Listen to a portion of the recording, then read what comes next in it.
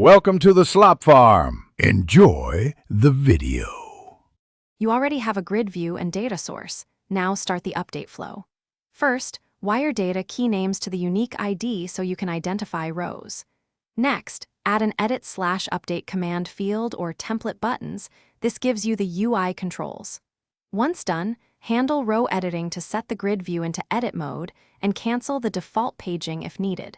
Make sure the data source connection string is valid, because without a working connection, you cannot persist changes. Now implement the logic to capture edits and persist them. In row editing, set grid view. Edit index to the row index, then rebind so editable controls render. When the user clicks update, row updating fires. Read the data key for the ID, find text box or drop down values from the row, and validate inputs.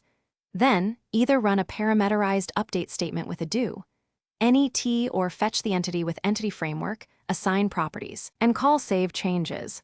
This prevents SQL finish by clearing edit state and refreshing the UI. After a successful update, set grid view.